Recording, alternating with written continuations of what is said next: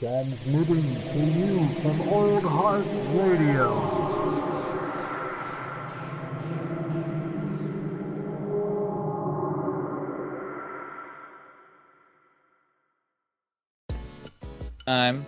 Right as I'm probably This fucking meeting talking. is being recorded. What the fuck? That was a weird one. Did you guys hear that one, or was that just me? Yeah, I heard it. there was a second lady telling us Yeah, that we're I don't being need recorded. that. I only need the one warning. The one warning that we're being spied on. Well, if we're rambling and you hear the voices, then obviously this is another episode of Under Further Review. This is episode, I think, what did I label it? 28? Yes, 28. I know the numbers, and I know how they work. But guys, we have a special guest with the council tonight. A friend that I feel like I haven't seen him forever. Somebody I'm super stoked to have on here, and you know, has a great taste in music. If you ask me, I'm going to preface that. Austin Spraggins, thank you for being here with us tonight, my man. Thank you. I'm super stoked, dude. I've been looking forward to this like for weeks now. So yeah, I'm pumped. Actually, since I even heard it existed, I was like, okay, I want to get in on this somehow. Fuck yeah, man. Well, Finally got him. Yeah, it is just great to be able to get you on, man, because like, you know, we were kind of talking about it before recording. Like one of the things that sort of you know, has helped create this evolution in Old Heart is the fact that like we've been piecing together a lot of our friend group again, and like getting people on here and just kind of like engaging with each other in a lot of ways. So, you know, it just feels good to see you. Feels good to see your mustache. You know, everybody's got to rock them. You as well, dude. I know they're very hot right now. Mustaches are very hot right now, honestly. I've been rocking it for a few years, but yeah, it's a good look, dude. It's fun to like find the look that you know feel like it belongs on your face, you know. You gotta own it. Plus, it's getting warm outside. You know, summer's coming up. You're getting that sweady lip. Yeah. That's my favorite part about summer is the sweaty lip. So Sweaty neck, beard sweat. It's a thing. It's a thing. Oh man. So yeah, I mean, I briefly, you know, tried to allude to. I really dug this playlist you put together, man. And you know, I feel like I have like zero context for most of the songs on here in terms of like your taste and like where you brought them up. So I'm definitely curious as to like some of them, because yeah, it's a fucking smooth like jam playlist if you ask me, man. Dude, yeah, I'm glad you like it. And honestly, it's funny you say that, because I actually did have like a theme that I kind of thought of going into like making the playlist, and like it's definitely like kind of inspired by like what you guys are doing. But I mean, I can dive in right now if you want. But yeah, it's like, you know, it's basically just like the idea that we all have our own taste, you know, that makes it unique, but it's so heavily influenced by like your friends basically, and like, you know, people that are close to you and people that like show you music. At least for me, that's always been true. I find that's true for most people. Like, definitely, man. You know, your taste is heavily influenced on like, oh, my friend showed me this band, my friend showed me this artist, and I got super into him. And so kind of like every song on this list for me has like a kind of a thematic connection to that. Like I'll just briefly kind of tag it on like while we're talking about it, but I'll kind of, you know, that's tell cool, you where man. it came from or whatever. Yeah, so everyone's got a connection to like a person basically. So oh yeah, fuck yeah. Well, I agree with you there. Like I would say, like if I didn't have friends to show me music, I would live in the most boring musical world. And that's basically, like, to be honest, that's basically where we found myself when we started doing this podcast. I was listening to just like the same shit, and like now my Spotify in particular is just fucking eclectic as hell because of like everything, and people like, you know, everybody's been sending my way, and like the different playlists I've been listening to. Caleb's shaking his head. He's hating it. Fine. I just doubled down on the metal. I was like, well, it's been nice, but it made me realize, yep, this is what I like. Okay. It just drove you harder into the metal. Good for you guys. That's great to hear. I like that. Like, I actually, like, I kind of hope to get like pilloried a little bit, because, you know, I feel like there's sometimes like is a vibe that almost like, you know, people around here at least like will just like agree with you all the time, and just be like, oh yeah, I like that a lot, even though it's like maybe they don't at all. So You don't need you're that not gonna concern. find that here. I know. That's what. No, I'm stoked. Like I was like, man, I kind of hope to just get like wrecked on a few of these tracks, and so yeah. But I'm up for whatever. Honestly, I agree with you though, man. Like that's one of the things that drives me nuts. I talk about it all the time. Like when I'm telling people about this podcast in particular, I'm always like, yo, it's so much fun to just get on there and shit talk. Like because I feel like I don't get to do that in real life anymore. There's so many people that are just like I don't know. You say like something a little gruff, and they're just like, fuck, did I offend you? I'm sorry. Like I was just shit talking. Like it's okay. Like Don't be sorry. I'm just an asshole. well, yeah. I mean, there's a part of that. I've grown a little bit. I'm not just an asshole. I'm an asshole with a podcast now. That's But it's right. only been like maybe once or twice or three times that we've devolved into straight up personal attacks on one another. yeah, that's true. No, it's not. We do it way more often. Yeah, Caleb knows we do it more often. Oh my god. Well, I say we just jump in. Let's kick it off. First track on the list, man. It's called "Destination Altitude" by Steve Davis. So where'd you pull this one from? yeah. This one might be honestly like, this might be like the deepest cut on this whole playlist. At least I had no connection to Steve Davis, and honestly, like looking up information on this album is like challenging. And like I've tried and I've found like what do you call that? Like the cast of musicians that played on it and stuff by track. That's it. It's all I found really. But it's my connection to it is my buddy Ryan Wolk showed me We Funk Radio, which is like a online BBC or online radio show out of Vancouver, and they just play a bunch of dope R&B, soul, funk, hip hop stuff. Yeah. And there was a track on there that wasn't this track, but was on this album, and I kind of found it through there. But I think he was just like some producer at RCA that like got some studio time and like ended up making this ridiculous album that just is like full of crazy energy and like fucking insane rhythm tracks and weird vocals that just like shout at you and stuff. Like I don't know, it's a far out. The whole record is really far out, honestly. And yeah, I thought this song always like, the first time I heard it, would just like, it really just kicked shit into gear for me. So I was like, man. I'm gonna start the playlist with this track. Yeah. That's what I was gonna say. Is like this was a really good opening track if you ask me, because it just like it has such good energy. It opens up, it's just fucking positive, but like it also like just moves, and you just start grooving with it. I want to listen to the rest of this album definitely, because this has just got so many like kind of funky elements. There's the brass that I fucking love in there. Like, ooh, yeah, you definitely like kicked it off in the right direction for me here, man.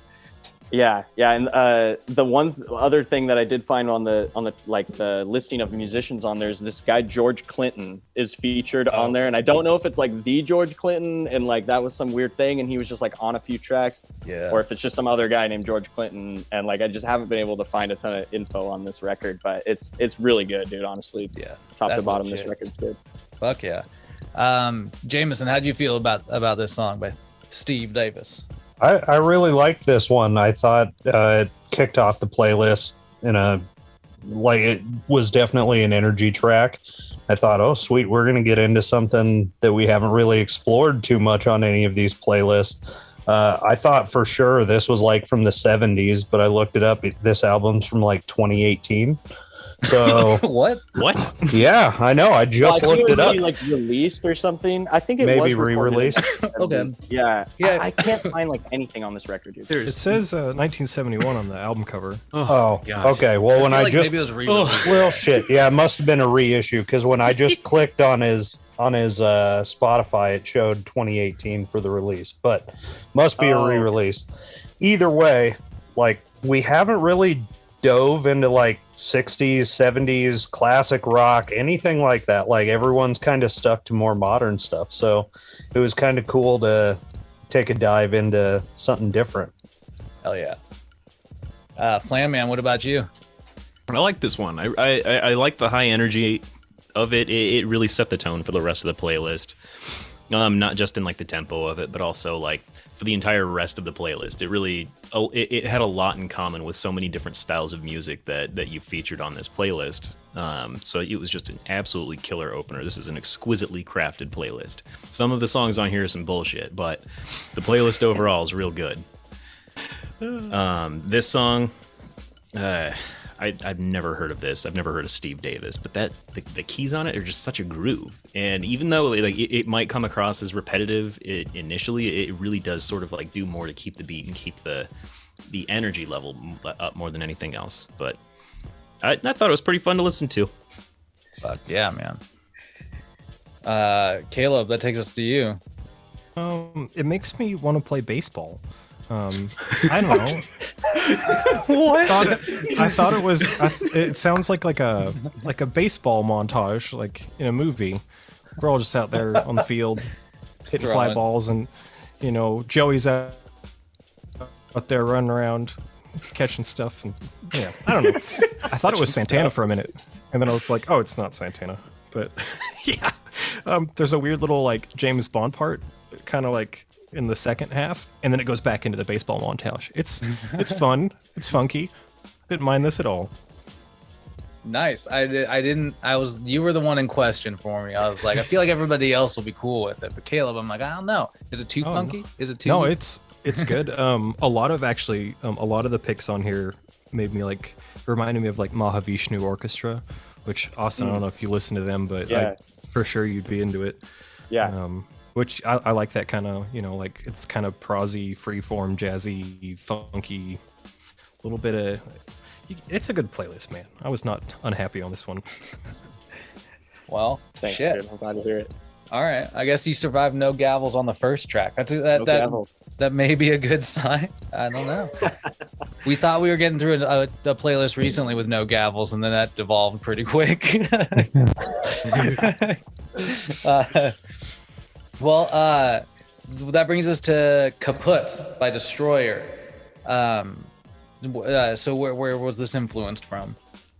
Yeah, so this one, like thematically, it was on theme for what we're talking about. It was a guy from the coffee shop actually, and like honestly, I don't even remember this guy's name. He wasn't a regular, except I remember he showed up like 3 or 4 days in a row. So he must have been like traveling or something.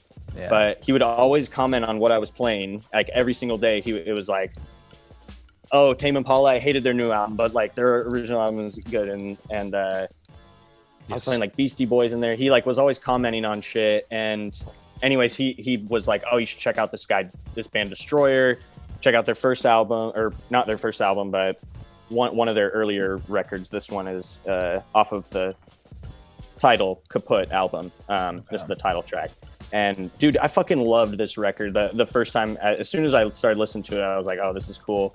And yeah, this is the title track on there, and it's just like super fun lyrics. This guy Dan, his name's like Dan Bajar or Behar. I don't know I've never heard his name said. I don't know what it is, but they're Canadian.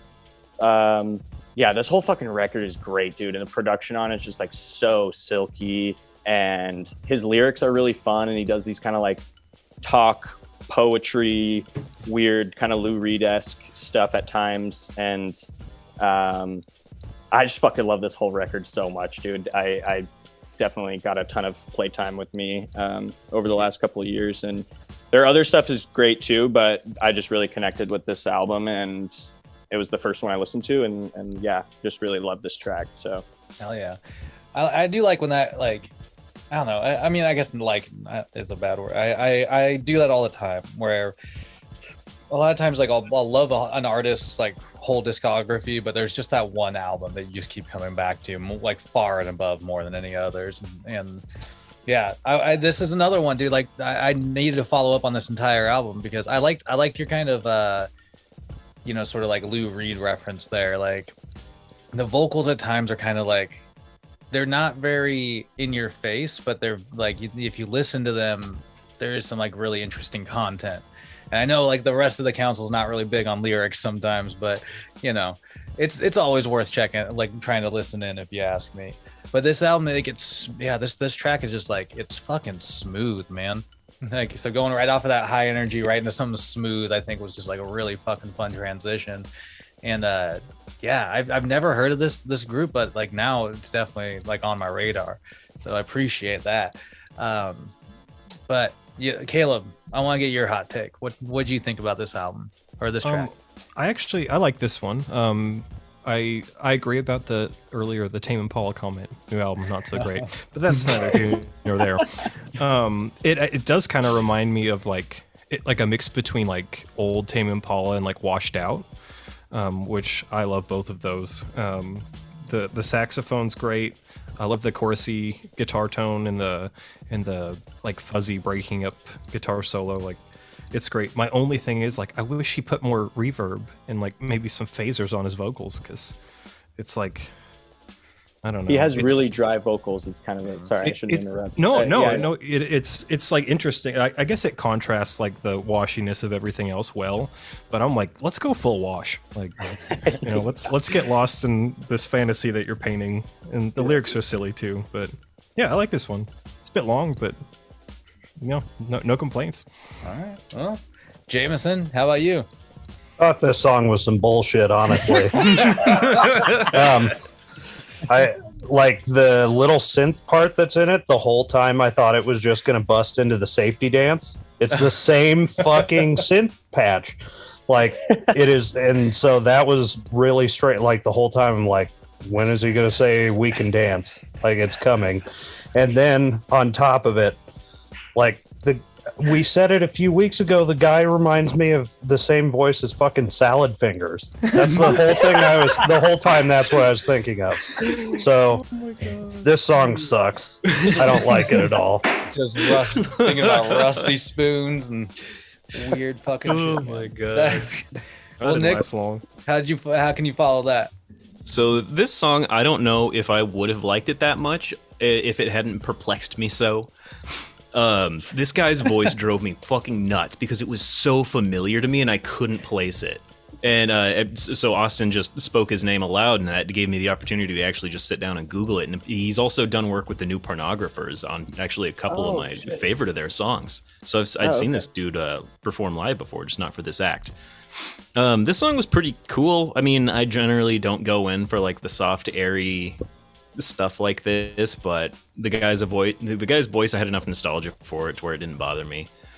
And the rest of the music, it was pleasant to listen to, but maybe it went on for a little too long, just a little bit. Just a little. So Well, I don't know. It's fine. Are you gonna follow up on the album, you think? No, but I might go listen to some of his other work. Okay. Yeah, Well- maybe pick through it and I forgot to mention the sax at the beginning of The sax was okay. The sax is sick. The sax No, I'm was glad absolutely that carrying it. It was diversity of beautiful. opinions there. Yeah, I dig it. Well, I try not to pick too many tracks that were like over four minutes. My first iteration of my playlist, I had like a couple of 9-minute prog tracks and shit, and I was like, God damn it, I want to put this on, but I'm not going to do that to you guys I've because I know thrown you 12 care and I minutes know you at listen them. to them.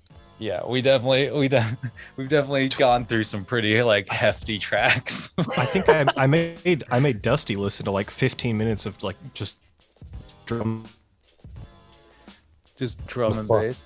Oh no, It's enchanting. dude! If Dusty can make it through any like 3 minutes of drumming and chanting, like that's a goddamn miracle. Shout out to Master Gale. That takes us to like one of my favorite tracks on the list. A track by Cassiopeia. I had to look up the name of this particular track. Is it Tears of the Star? I think that's. I've never looked it up, and I was kind of wondering if maybe Nick could read that, or I don't know. That's beyond my skill. Yeah. I can read like basic bathroom signs, and Yeah. my Japanese is not good. What was it? Tears of the Stars. That I sounds sick. think it's called Tears of the Star because it's the second track on the list, and there's like side A and side B. But this is like my fucking wheelhouse. Where'd you pull this track from though? Where'd you get this influence? Yeah. Okay. So this is maybe an There's actually a couple anomalies on the list. I'll in terms of my like themes or whatever. But this one was a straight up. I had to get this in here because it has influenced my music taste. If I'm being completely honest with myself. But like the Spotify algorithm gets shouts out for this one because I don't know.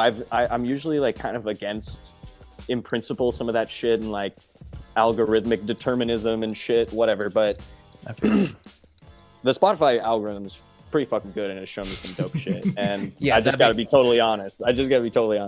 And this was definitely one of them because I've like listened to other like Japanese jazz shit and sometimes I just cycle through. I don't even know what these, names are. I can't even like find the artist again, but I can click on a hyperlink and no, dude, this track is sick. Honestly, I found this pretty recently and like I'm gonna say this probably on every track, but like this whole record is top to bottom super dope and really fun. And I listen to a lot of instrumental music and like classical and some other like modern composers and stuff. And this kind of just like reminded me of some of that shit, but it just was really fun and kind of emotional for me. I don't know.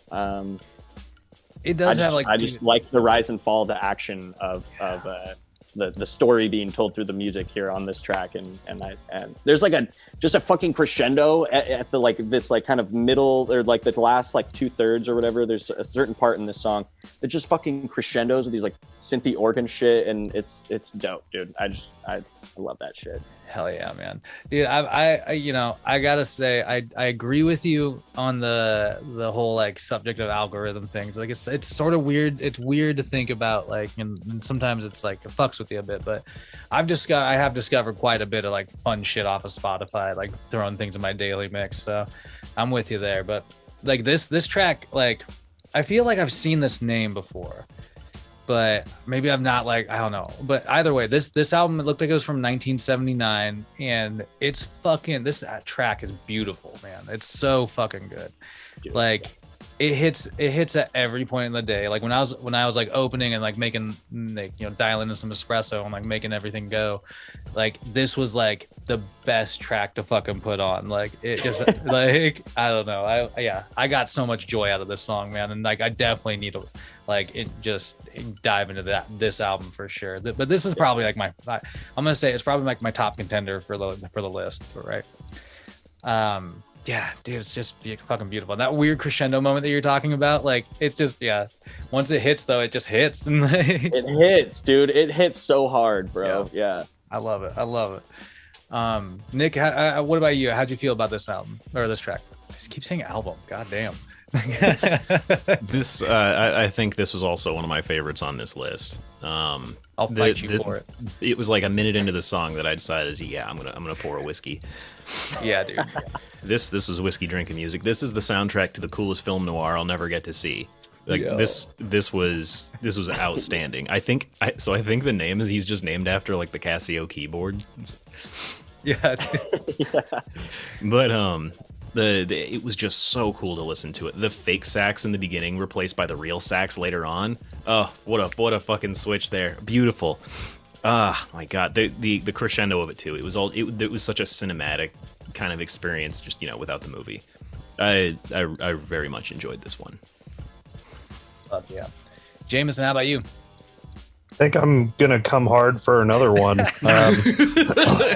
I kind of feel like this was the soundtrack to a movie, but that movie is like a 1982 Skinamax softcore porn, and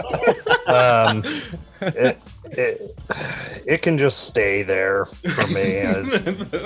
It's fine. No, it's not fine. It's not for me. Is it gavel for you then? No, it's just a bit too cheesy and meh. Nah. It belongs in a Skinamax. Love that. Caleb, what about you? Do you think it belongs in a softcore porn film? Oh, for sure. It's a very sexy song. It is a sexy song. I had a really weird experience driving home from school listening to this today. I was. Was it a sexy experience? No, it was. Well, I mean, I was driving and I looked at the Could you tell it as if it was? Yeah. If Caleb's there, it's always sexy. Yeah, fair enough. You talk in a voice like this. It's awful. I'm aroused. No, I'm not doing it. Okay, tell us your story. Tell us your story about. I'm gonna tell it normally. So I looked at the cover and I was like, oh, race cars. And then I started thinking about Mario Kart. And then this music started playing and I was like, this sounds like Mario Kart music if they slowed it down and like Mario Kart's trying to seduce you. And I thought that was cool. Like Luring you in. Really good, like, little, I don't know if that's flamenca or just an acoustic guitar. That was nice. But what really got me was the bass in the middle, or he's just going super fast, and it sounds like I just started doing the noise at the same time. I was just blah blah blah blah blah blah blah blah, because he's just like he's just going for it. It's a cool song. It's weird. Makes me kind of uncomfortable to listen to if I was around people. Like, this is private time music. This is private time music. Yeah, it's pretty nice, but yeah, only in private. Don't let your friends hear it, or hear Yeah, you I hear it appreciate listening to that it. I appreciate that take. So now that this comes to a group where we've invoked the name of a few times, King Gizzard and the Lizard Wizard, a track called "The Fourth Color." So what about this one, man? What out of all the Gizzard tracks, what about why this one? Yeah, interesting. Yeah, I fucking love King Gizzard. Honestly, I don't know if I've heard King Giz come up yet from what I haven't listened obviously to every episode of you guys, but I'm glad to hear that it's come up before, because it's fucking, I don't know, dude. I really like this band, and I don't like evangelize. There are definitely some like, there are some crazy fans out there for a lot of big bands and stuff, but these guys have some kind of annoying fans sometimes too, I guess. But I fucking love them, and I love their like genre bending. I love their in-house production. I love, the kind of through line of a band that always like puts so much of themselves into their records. And even though they're changing their sound all the time and like doing these big genre swings wildly between records, I find that they do sound like there's a very consistent kind of Giz sound. And some people think it's lazy and like they just keep putting out, they're going for quantity over quality and shit. But I'm a big fan of this band for sure. And this one, I love this whole record. I'm gonna say that on every fucking goddamn. I love this whole record, and this is like the closing track on it. And I was at a live show, I think the first time I saw them, and yeah, they played this, and it was just fucking heavy as shit, and I just like really connected with it. And fuck yeah, I always liked this record anyways. So dude, but yeah, Elliot came home from work one day and was just like, oh dude, my like coworker told me to like check out this band King Gizzard and the Lizard Wizard, and that was like, I don't know, 7 years ago or something like that, 6 years ago. And it was Paper Mache Dream Balloon, which is a dope record. And but then like listening to that like fun like acoustic kind of poppy woodwinds and flutes and stuff, and then like I was like, oh, this is a cool sounding band. And then the next record I put on is like fucking microtonal guitars and like ridiculous weird like time signatures that just don't make sense and shit. And like they have 2 drummers, like they're fucking weird, dude. I just like them a lot. Fuck yeah. But yeah, that was the connection. Elliot told me about them, and he had heard it from a coworker, and yeah. I always love that. Yeah, I mean, like, I feel like similarly, probably like, God, dude, probably like 6 years, 6 years ago, 7 years ago, somewhere in that time frame. I remember Jeremiah first bringing them up to me, and he was like, yeah, like all about it, like, yo, you gotta check out King Giz. And I remember listening to a few tracks and be like, yeah, that fucking jams, and then like, forgetting completely about it for some reason. Right. Like we've had a couple, like pop-ups on here with them, and like it's made me fucking like really pay attention to them. And like all of a sudden I've just been like all a fucking about King Gizzard. Like it's like I'm not like I see those fans that you're talking about though, dude, where it's like they have this fan base that just fucking goes too crazy for him. They're like, no, there's nothing but King Gizzard, and like, you know, and it's like, yo, like it's cool and all what they're fucking doing, but like, you know, like whatever. Don't be fucking crazy about it. But yeah, this album's like pretty sick if you ask me. Like I really I like this whole album through and through. But this track is really fun. But it has this like strange break in the middle that goes on for like a really like it goes on for like an obnoxious almost amount of time. I have to say that because and I've never liked that because it's like where I don't know, it's not like the ending is not one of those like secret kind of like tail back end, you know, part of the songs. It's like you're supposed to sit through like this blank void, which kind of like weirds me out. But I like the song overall, man. King Gizzard, it's definitely like I've come around to him. But I know some other people might not have. Nick, what about you? Are you sold on this King Gizzard song? So this is what, the fifth time that someone has brought King Gizzard on. Dude, we're trying to make you fucking like them. I know. In my life, this is maybe the 19th or 20th time someone has tried to get me to listen to King Gizzard and the Lizard Wizard. I don't have anything against them. They're not bad. This isn't a bad song. I just don't understand why there are so many fucking evangelists for this band. It's because they're strange. Good, dude. They are good. They're not that good. They're fine. That's why I had to put the disclaimer in there but I'm not evangelizing for them. That's just me venting about these guys. No, I'm with you. Like they have those weird fans, like I was saying. As for this song was nice to listen to. I enjoyed it. It was kind of like it seemed like a gateway drug to get kids hooked on math rock. The entire intro is just kind of designed around that principle. It's this riff that's not like too abrasive. It's repetitive enough where like you can track it, like the little trill that he does. Like you can kind of track that, and then eventually, even if you're not really counting it out correctly, you can wind up at like these little turnaround points, and it's really satisfying to listen to that intro. And then suddenly you're just listening to a King Gizzard song. My God, how did I get here? That's what happened. It's honestly it's sneaky in its construction. It's such an intentionally put together song. I don't know what happened. But I'm not really a fan, with one exception of being a Malibu Nights. I am not a fan of the wait a long ass time because it is an obvious pretentious ploy to get you to experience this entire thing on vinyl. Because fuck off. That's the only reason they used to do that, is because on records they had a whole bunch of extra space at the end of an album. Okay, my gripes are over. Is this a gavel for you? Oh, no, it's a good song though. It's a good song, but the shtick I'm tired of. Fair. Well, I mean, Austin mentioned it, and it is something that they put out such a volume of work that, like, I mean, in their first couple of years on the scene, how many albums did they drop? It was like several, like, right? Like there was a calendar year and a 12-month period they put out like 5 studio records. It's fucking like insane. Full-length albums, which It's I was just like, insane. Jesus Christ, dude! They just kept dropping them, and like they didn't even say anything each time. They just would put it out, and I was just like, fuck, dude. And they just make it all themselves, and they own the label and shit. So I definitely respect that. Yeah, mad respect. I do. Like I mean, it's kind of like the music making dream right there.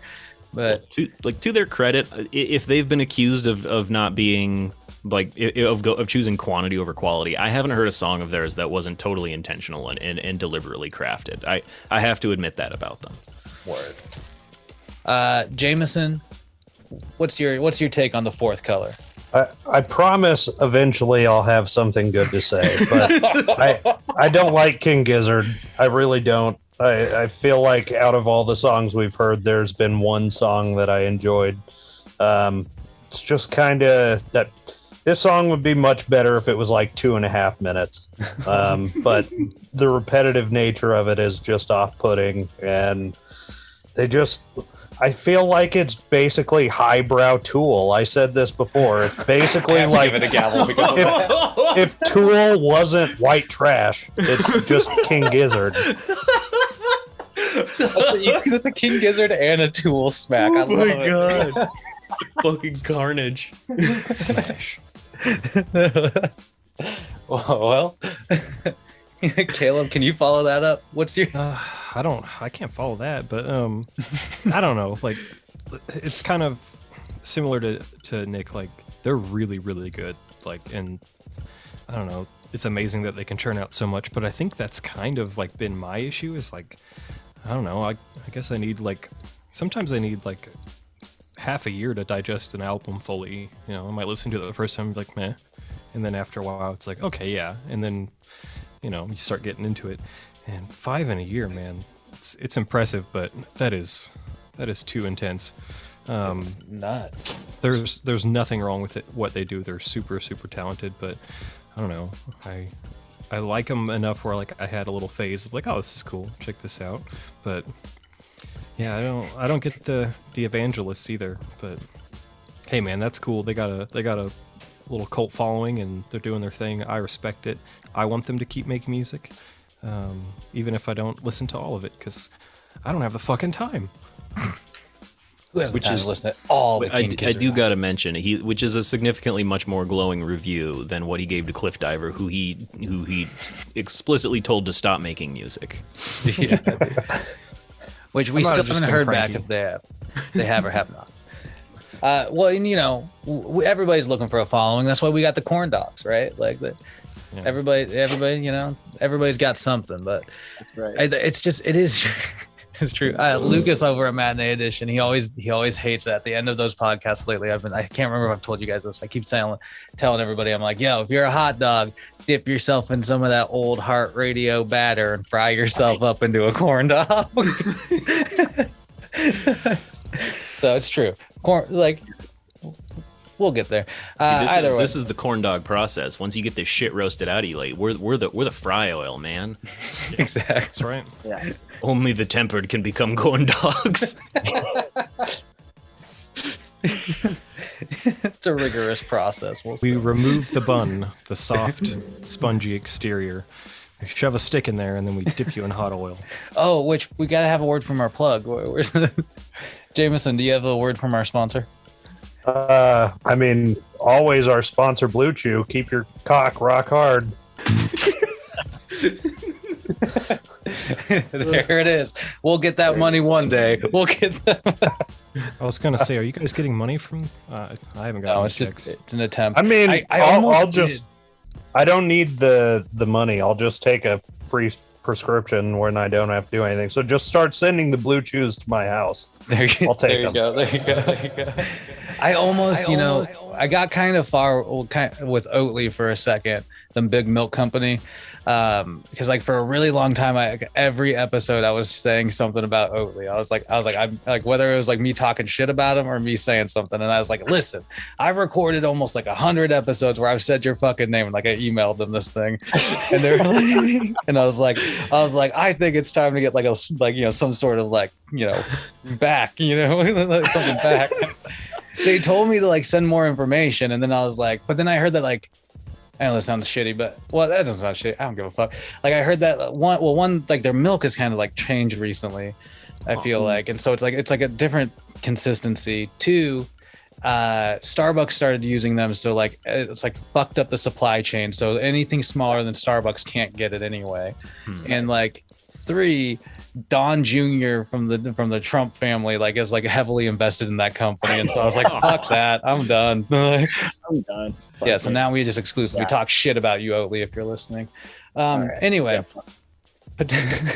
we're in the weeds so hard right now. Potential sponsors aside, this takes us to like a really random song on the list. If you ask me, it's an Aborted Beginning. But who is this? Nils Fromm? Nils Fromm. Yeah, dude. Okay, Nils Fromm. Yeah, I don't know how much you guys get on the pod or in your music diet at all of like ambient minimalist composers and shit, but Nils Fromm is one that you should put in there if you're into it. You've come to us at a good time. Yeah, dude. So Calvin turned me on to Nils Fromm, and and like also listening to like Max Richter a lot at a certain point when I discovered him and stuff, who's like another, well, like kind of one of his contemporaries and stuff. But dude, he's just like super weird, crazy composer, who just like uses a lot of weird analog like processing gear on stage and stuff, like delays and reverbs and stuff that he has like special built for his crazy piano setups. And he uses lots of like loops and stuff to like perform shit live.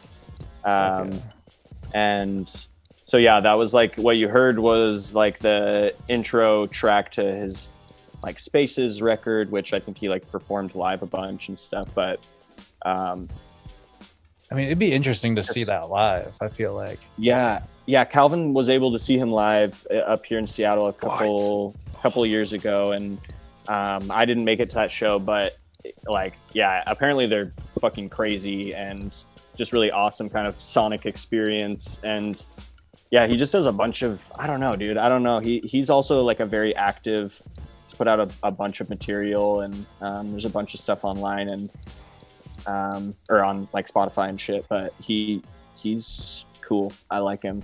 I don't know what more to say about him, but I like this track, and I thought it was a good like introduction to like just put him on this playlist, but not a lot of his, a lot of those tracks can be like longer, and I don't know. Yeah, he's well, cool, because it's more like a soundscape that they're creating in a lot of ways, Yeah. That's fucking interesting. Yeah, and you're right, dude. Like just looking at like the cat's page on Spotify real quick, like it seems like there's quite a few albums. I'm interested in this. There's one called Trance Friends, but this track, An Aborted Beginning, it's like, I don't know, like it's interesting. It was like it was hard to keep my attention for a while, but like kind of like understanding what the performance is and like what they're trying to accomplish makes more sense to me. You know what I mean? At first I was like, what is this like is this for like a scene, like a long scene in a movie or something? Like yeah, like you, like when I heard it, I thought like, oh, this guy's like using, I don't know, like a group of people, or I don't know. It's like, I didn't understand like how it was being made, but it's like, it's just him like manipulating a bunch of instruments in ways where he makes it like a physical experience, but he has them hooked up to like delays and stuff, but he's not using like computers and shit. He just is like hardwiring a bunch of gear together so that he can like sit surrounded by keyboards and like make insane music, basically. Yeah, and that's why when you mentioned the live show, that's why it sounds like it would be like a definitely like a visual as well as an audio experience. Watching it all and stuff. I think like that's yeah. So I'm kind of interested in that. But Caleb, what about you? How'd you feel about An Aborted Beginning? Well, the first time I listened to it, my initial thought was he should have just probably aborted this song. I don't know. It sounds like someone's throwing a garbage can down the hallway for a minute, and then he plays the piano, and he pushes a couple of buttons on a keyboard. But hearing you explain all of it, it makes a lot more sense, and it would be something interesting to go see live. Like, and it's only the intro track. It's a short track, so I can't, If you can never see it live, Caleb, would you ever listen to this song in your spare time?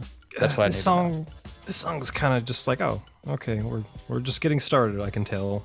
I'd be better to listen to the whole thing or like sit down and go through the experience. But the question I have is, was Oscar the Grouch in that garbage can that was thrown, in your opinion? No, because we would have heard him yell, and then it would Fair have, enough. there would have been a bunch of delay of Oscar going, ah! Okay. Good point. know. Good point. Is it a gavel for you though? No. It's just like, it's like, it piques your interest enough to be like, I wonder what this is about. Like, this would be something to see. Like, it'd be cool to like find like a YouTube video and check out like what he's doing, because it sounds like, that's a whole half of it. But I don't know. It was noises. If you had to rate stuff. If you had to rate it, what would you give it on a scale of whatever Dusty uses? How about this song specifically? I'll give a 5.67. Okay. But I think that we could open that micrometer up a little bit more if I got to hear the rest of it. Well, and we also don't know what the full scale is, so it could be good, it could be bad. Yeah, it might be millimeters, could be inches. Damn, Jameson, I what don't know. about you? It's confusing. Well, that's what I wrote down on my notes was basically why. Like it's like the King Gizzard song, even though I didn't like it, has a ton of energy, and your next track has a bunch of energy, and this was just like why? It's just ambient noise, and it's about as boring as I'm being right now, so Nick, how about you, man? I thought this was one of the coolest fucking things I've ever heard. Fucking son of a bitch! I knew you were gonna like this one.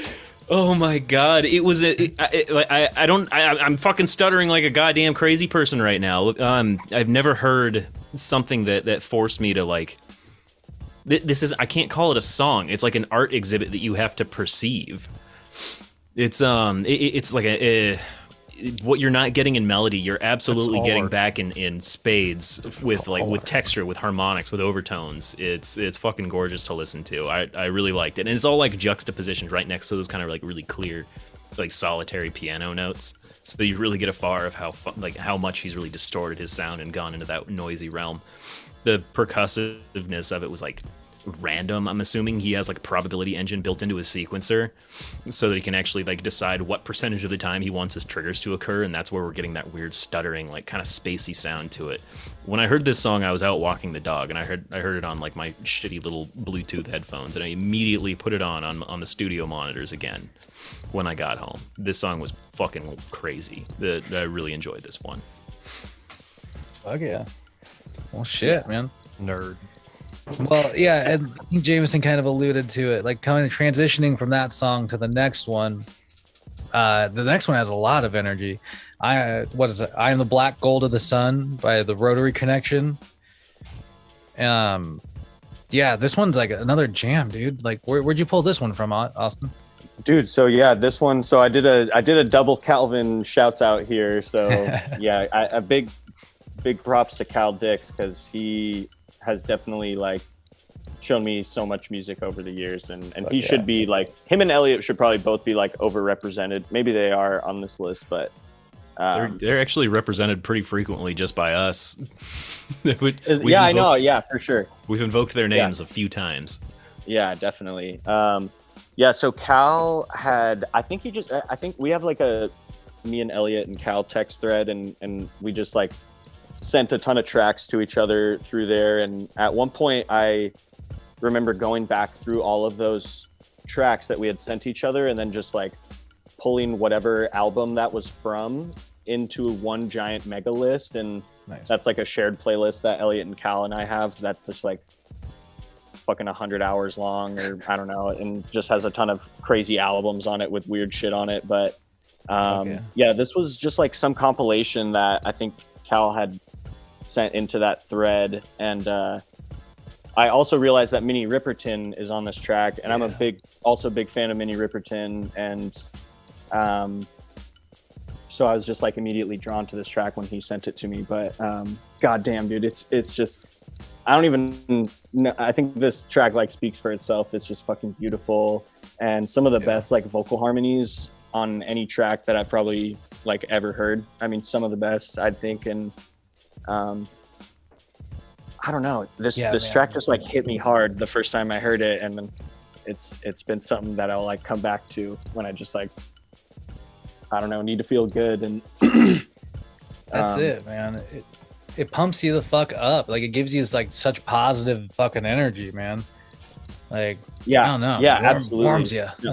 I agree, dude. Yeah, this is a track that, I don't know, it spoke to me a lot, and I just enjoyed it a lot, and it just fucking, it's a banger. And it's just dope vocals and stuff. And Minnie Riperton's on it, and I fucking love Minnie Riperton. So. Well, I'm stoked you fucking put it on here, because I'm like, I gobbled this one the hell up. Like, this is, such a fucking solid, like I said, so just like positive energy. Like, you're right about those vocal harmonies. Like, they really are just like on point. So it's a chef's kiss, you know. It's a chef's kiss. But like, I'm gonna have to like try and dig a little further into this too. There's already we're only part of the way through, and I when listening to this list, I've been like, I want to listen to this album. I want to listen to this album. I want to listen to this album. So yeah, I just really appreciate it. Nick, how about you, man?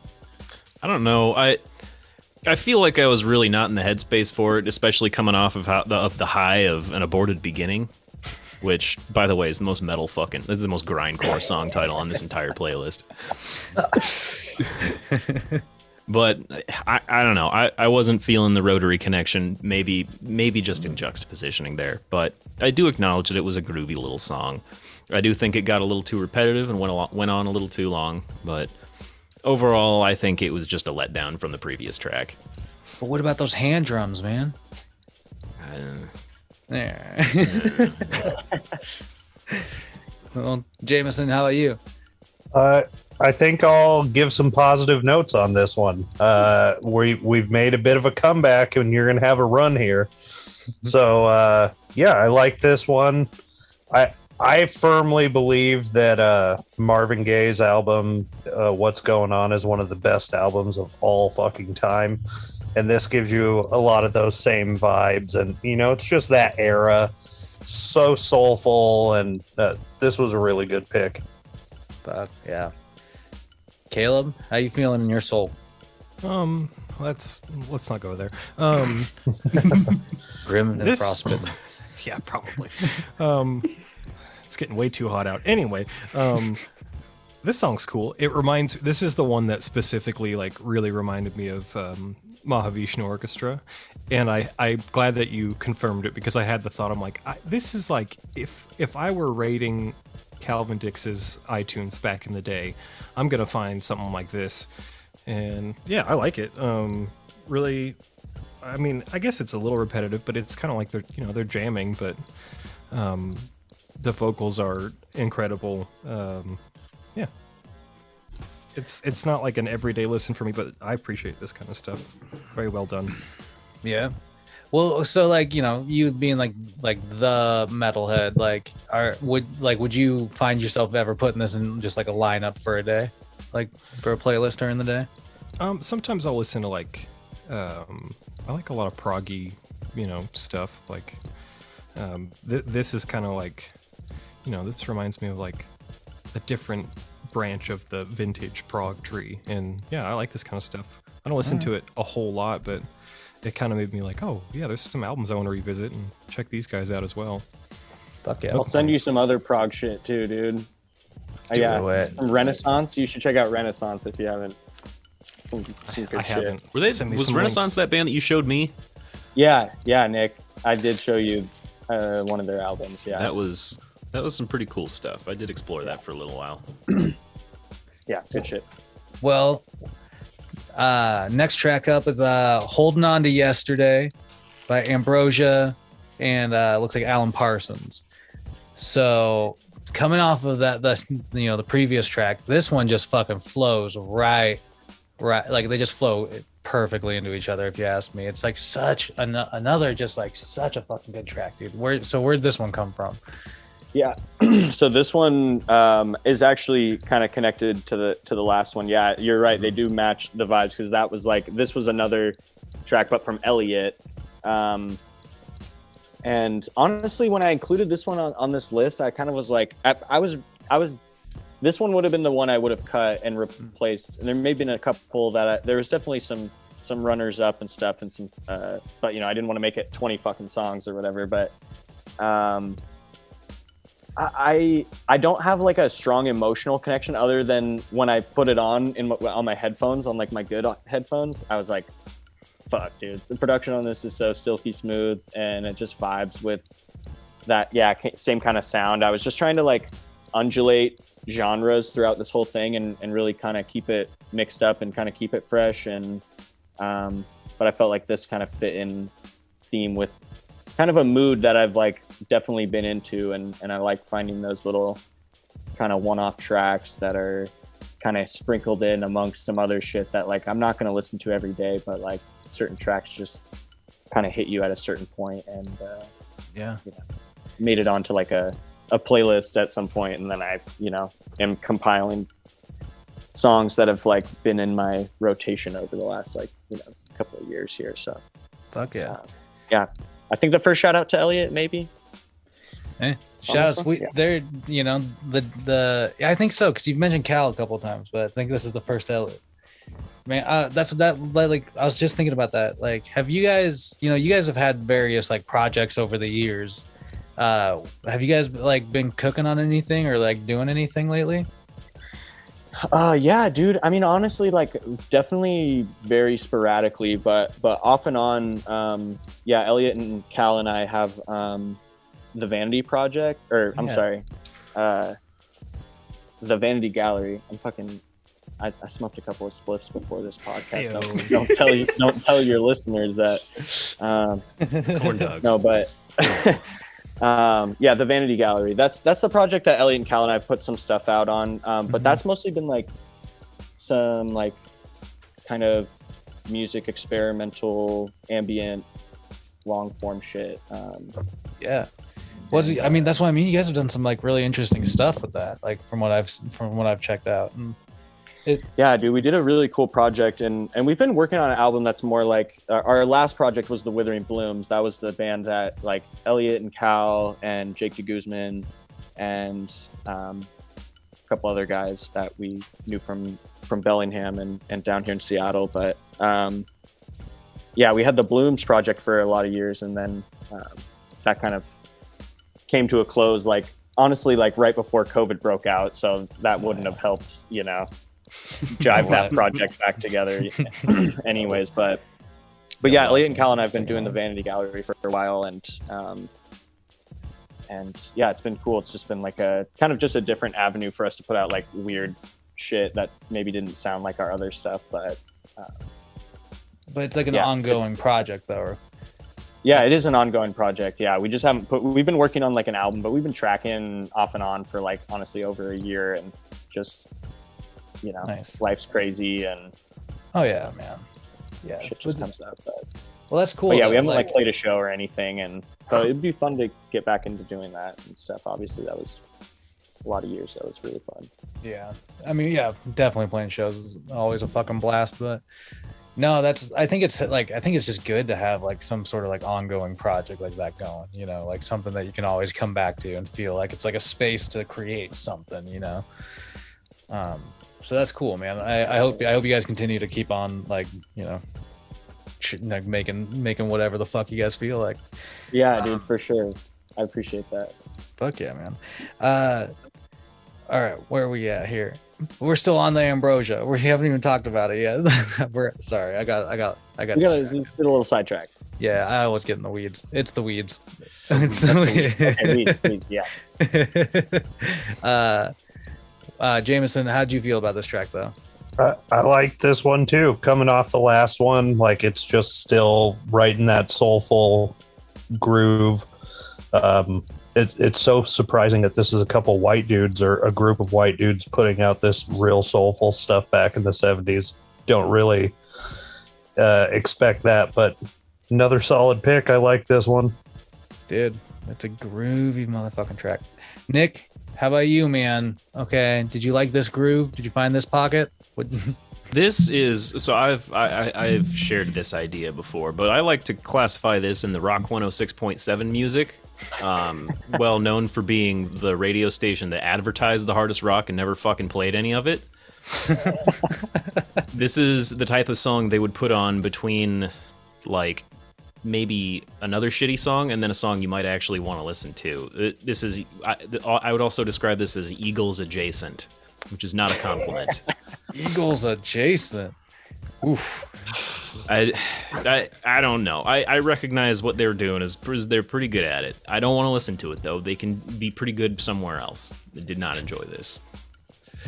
Okay, if you had to listen to this or Chuck Mangione, which would it be? I think I'd pick Chuck. Oh my! Well, I mean, I don't disagree with that. Chuck Mangione is amazing, but only the hits. Though, only the hits. Caleb, what about you? It reminded me at the first part, like I was like, ooh, it's like a sexier Pink Floyd. And then about halfway in, that violin came in, and I was like, oh yeah. I am a sucker for a violin, man. So that tipped it over the edge for me. I thought it was a cool song. Like, I guess I kind of see some of the, I guess maybe a little bit of Eagles vibes, but this is better than the Eagles. Eagles fucking suck. I mean, they're talented, but I'm done. But whatever. Oh, Ambrosia's cool. I like this. Hey. Well, I guess, Eagles dunk, but like... Yeah. Any chance I get. Artist that got bashed that no one expected bashed. Tool, Eagles, who's next? Who's next? King Grizz got it too. Well, what track that takes us to? I don't speak Spanish very well, but this takes us to a track. It's Portuguese because he's Brazilian, I think. Ooh. So yeah. If Lucas was here, he'd read it for me. But it's who was it? Erasmo Carlos. Yeah, And- Erasmo Carlos. I have no idea. Like, it keeps moving for me, but was it like E Precisa Dar Uma? I don't know. I'm just gonna fuck it up. Anyway, Yeah. Do you know what the name of the track is? I don't know how to say it. I I don't know how to say it either. But I just know all these tracks because I know it's like the third track, or I can't remember. anyway, But this record, yeah, it's the third track. this kind of continues this like sort of groovy pocket that you put together here. Yeah, dude, this record's pretty sweet. It's actually from Light in the Attic, which is like cool. They like, I think are known for like re-releasing like Rodrigo's music and stuff. If you saw that Sugar Man documentary. Anyways, they just like re-released old gems that like haven't been pressed for a long time, That's fucking cool. and yeah, my buddy Jackson, who's like honestly he's underrepresented on this playlist because he's definitely shown me a ton of music. Jackson Green, shouts out. But he was also in the Blooms and did a bunch of music and stuff with us over the years. But he's always been like a super deep cut guy, and he showed me this record, and I just fucking love this track off this record. And I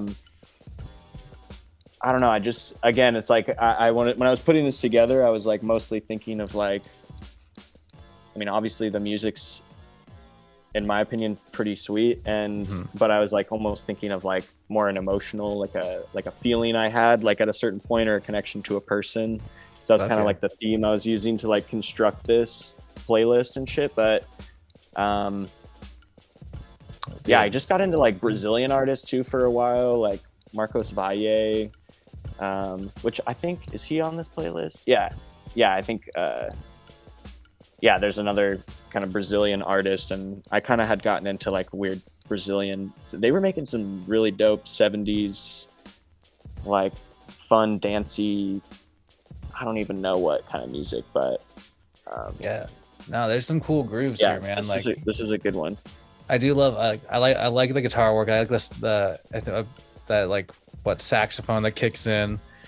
Like, ooh, yeah, it's fucking smooth, man. Like, if I had a cafe, like this is the type of music I'd play like regularly, like in the background. Like this, it's like this album's just like, from like it says it's from 1971, but so somebody dug it back up and re-released it. That's fucking dope. That reminds me of like this Madlib track I put on my playlist, which was like, he repurposed a bunch of like Blue Note Records artists that like, and it just that whole record is sick, dude. Yeah, and it helped regenerate, like, generate a lot more like attention towards that music again, and some of those artists, which is fucking needed. There's so much that just falls through fucking time, but yeah, I really enjoyed this fucking track. Caleb, what about you? I mean, I don't know. I've heard a lot of stuff like this, not in Portuguese, which is a very interesting language. Not heard much of it spoken or sang, so that was kind of cool. And the sax was good. That being said, sax was good. Sax is always good. That being said, I don't know. It just, okay, he's got probably, I'm assuming, a Gibson SG and like a old Fender amp, and it sounds like it, and that's not my favorite thing. I thought it was a lot longer than 3 minutes and 47 seconds, it seemed like it went on for 10 fucking minutes. Oh, It's fine. It's a little jam. And it was cool to learn about some Portuguese, but I don't know, man, not for me. It's like, was I it a need something gavel else to for you happen. then? No, no gavel. But I don't know. I just like, I wanted them to like change it up or like, I don't know. I'm getting all sexed out over here with all these sexy grooves. Oh my god. Getting tired and sweaty. I'm getting tired and sweaty. Nick, what about you? Are you tired or sweaty because of the song? No, actually, I really thought this playlist fell off after Nils at first, but this song really kind of came in and redeemed you a little bit. My first impression of it was like, you know, like a really easy to follow Zeppelin B-side or something, but this one's Portuguese. That's neat. To start with, I really like that dude's hat. Oh, in the cover. Yeah, where's Caleb? He would obviously have a comment on this guy's hat. Oh, well, we'll get back to that. We'll circle back around. We'll circle back to that's it is an important thing to talk about. But I don't know. I liked it. It was repetitive, but so is Babe, I'm Gonna Leave You. I think it executed it pretty well. The repetition of it. It did feel longer than 3 minutes and 47 seconds, but I don't remember having a bad time in that really long time. Yeah, that's what I mean. Like, it's like, sure, let it be long then. So yeah, overall positive review of this one. Much better than the previous two, especially Alan Parsons. Damn you, Alan Parsons. Damn you, Alan. Jameson, how about yourself, man? I thought this was a real high point for the playlist, honestly. This song is fucking a jam, and man, I really wanted to like get dressed up all fancy and go to a fucking sweet ass bar and just sip a cocktail and listen to this whole album. Like, be great to have this on vinyl, and fucking really, really good. I like this one a lot. Dude, that's legit. Yeah. It like, and you know, I told you we're going to circle back around to the hat. Now that I'm looking at it again, if it had a few more crocodile teeth, it could pass for like a Crocodile Dundee-esque hat. Okay. So I can see that. I'm kind of sold on it, but you know, Caleb, We need your opinion desperately. What you need? What do you think of the man's hat? this is a podcast about music. My first thought is I think it probably smells bad. Oh, that's your first thought? That's your. Yeah, it looks really hot where he is. Maybe it's just the filter, but Maybe it's just the filter. It's a sepia photo. well, it looks like a stinky hat. There you go. He's in the damn desert. And it reminds me of Crocodile Dundee a little bit. Hey, we got another one. Nice. Well, any podcast with 2 Crocodile Dundee references is probably good. So, you know, this will be a high play count one. You shouldn't shit in your boyfriend's bed, though. Well, I don't think anybody should be shitting in anybody's bed. Nobody you know, Nobody. nobody. But let's move on to the next track. We got another. I think I brought this name up well, at least once, but Toro y Moi, the new track called New Beat. This is just Where'd you pull this one from? What's the inspiration behind this one? Yeah, Toro. I go way back with Toro with Chaz from Toro y Moi. It's fucking, I don't know, dude. Again, just strong emotional connection to like this song and like the time in my life. It was like, this was like right around probably like my first year of college that I came across this, and I think this has to go to I can't remember. I thought I wrote this down, but I think it has to go to Jeff. I'm gonna give it to Jeff Crable because he showed me a lot of this kind of chill wave stuff that was like really big at the time. Chill wave was like a very hot genre at the time. Yeah. And Toro kind of rode up on that wave, on that chill wave, and I've just been a big fan of his work, and he's someone who does a lot of cool genre bending, which I really appreciate. But always kind of has a nice through line to his music and stuff. And I had a really tough time. I just wanted to include a song from him, and I ended up going back to like something that was like kind of just like nostalgia feels for me. Because I remember bumping this a bunch when we were, getting goofy as little college kids and stuff, and just go and have a fun time. And so but he like just has a new record that just came out, but yeah, I've seen him a bunch of times, and I appreciate his music a lot. So That'd be cool, man. I thought this was a fun one to include on the playlist. Fuck yeah, man. I feel like for myself, like this cat's always welcome. Like I specifically do have like good memories of like, like popping this album on, like getting my fucking like, day going, like going for a walk in the morning, just like grooving to this track and like getting my blood pumping and stuff, like, yeah. So this was like, I was definitely familiar with this track, and like it always puts me like right back in that zone. So, I can appreciate that, man. Like that's, always welcome. But Jameson, what about you, man? I don't know. The song was like, I don't have any connection to Toro y Moi. Everything that I've heard, because I think he's been featured maybe a couple other times. Yeah, and I haven't had any bad feelings towards him. It's fine. It's like background music for the most part. I found the album art pretty unsettling for some reason. But the song's fine. I'll give it like on the Gill scale, like a 6. Yes. I love it. Now we have enough. It's just the Gill scale. 6, a solid representation. Nick, what about you? So I'm a fan of basically all of the modern waves. I don't know how many specific artists I could tell you about, but I like chill wave and vapor wave and retro wave and synth wave, which are apparently 2 different things. Wait, what about Simpson wave?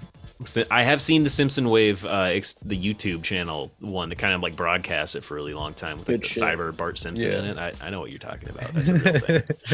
That's a movement. That's a damn movement. But no, this song was really enjoyable. It had like it really got across the chill that it was trying to convey, and I felt the chill, and I enjoyed the chill. I really enjoyed the goofy little funk lead on the keyboard that he was using. That sort of that monophonic with a lot of kind of portamento on it, just using that little pitch and mod band wheel, of course. Oh, beautiful! It was pretty fun. I liked it. Good job, Toro y Moi, I think. Moi. Caleb, how about you, man?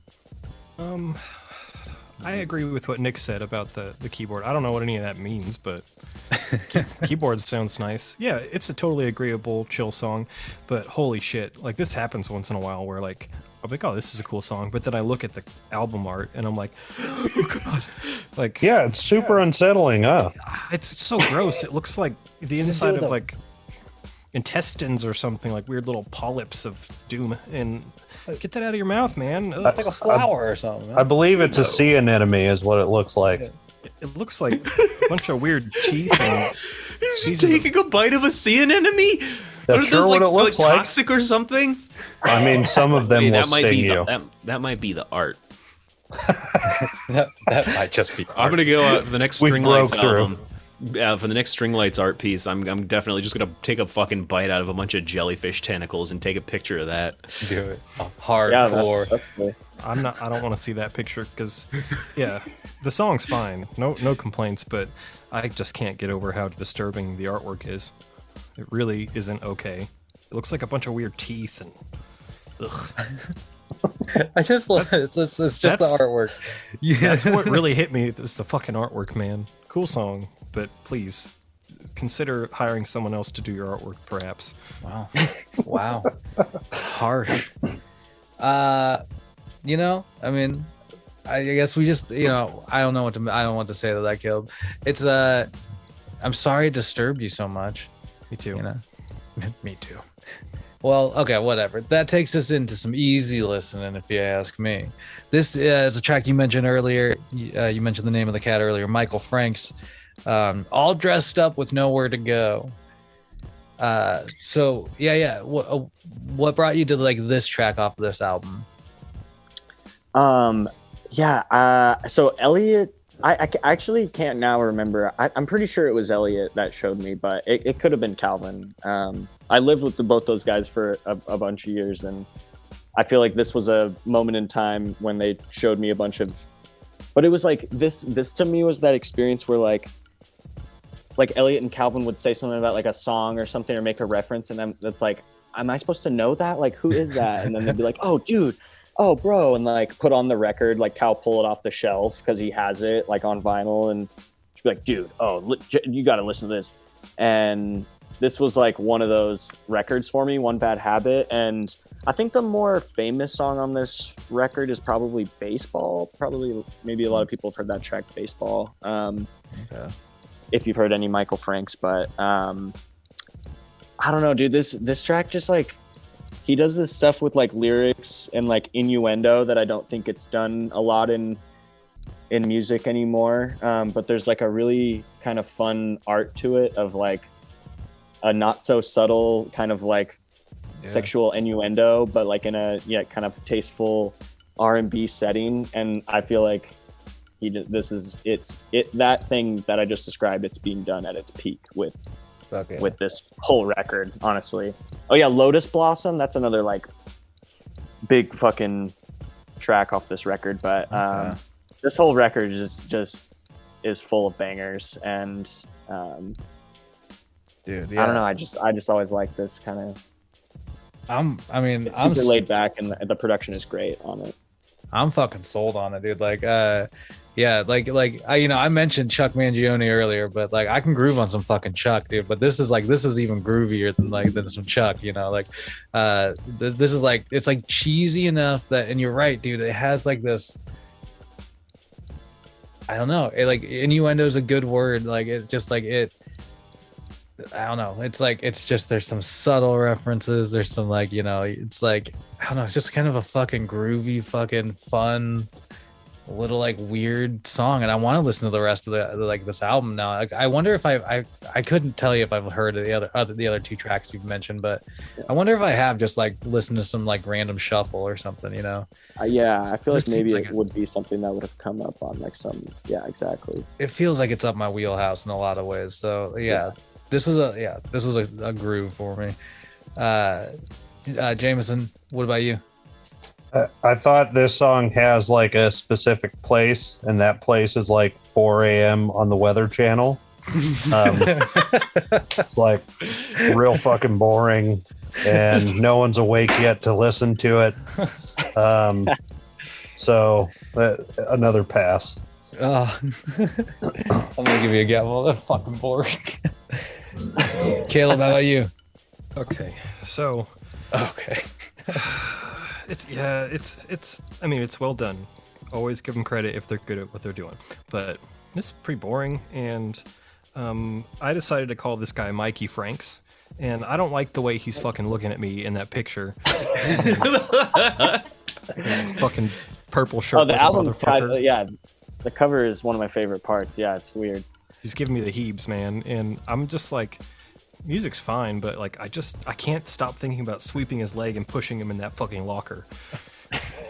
He's a nerd. Like, you just go in there and you be funky in your locker and stay away from my girlfriend with your creepy mustache. And your mustached company aside, you guys are fine, but this Mikey Franks, he rubs me the wrong way. I would like a gavel, please. You got it, man. Thank you. Motherfucking Mikey Franks gets it. Nick, are you gonna sweep his leg? Or are you gonna just groove along with him? Honestly, no. Although now that I am looking at it, this guy's picture, he does have a fairly punchable face. Well, everybody has a punchable face. It's just a matter of who. This guy especially. I mean, look at him. Look at the way he's looking at you. I don't know. He's got it coming. He seems friendly. But as for the song, I enjoyed it. I don't know, maybe it was because I was out walking the dog at the time. Like this sounded like something that might be the theme song to like a forgotten 70s sitcom. Dude. And the sitcom's definitely set in San Francisco. Like, listen to that horn section.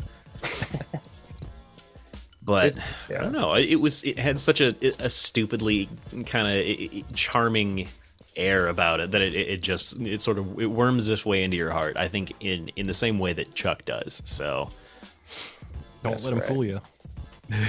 but no, I wouldn't let him within 10 foot of any of my close female friends.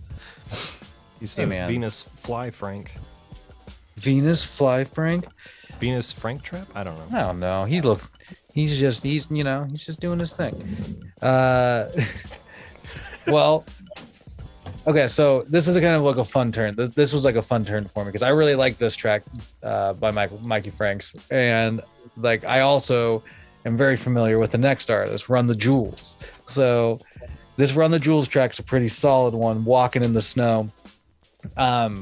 It's off of it's off of their fourth album, I believe, right? Yeah, fourth. Yeah. So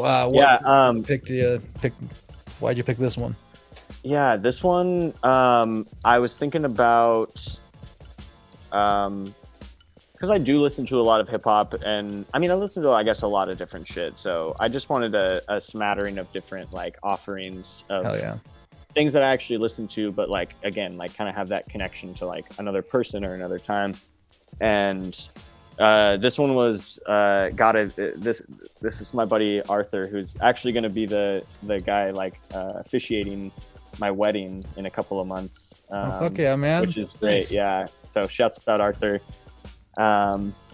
But yeah, he was always someone like, he showed me like Death Grips, and like he just is like such a ridiculous Crystal Castles. Like he showed me a bunch of insane, like awesome, crazy music, and I just love him, and I associate him with really fun out there shit. And Run the Jewels is great, and definitely something like right up his alley. And yeah, I just love Killer Mike so much, and just like such a cool dude, and his music is actually fucking amazing. He's like probably, you know, maybe a somewhat like underrated MC overall in like the kind of scheme of like classic hierarchy of whatever MCs and stuff, of rappers. And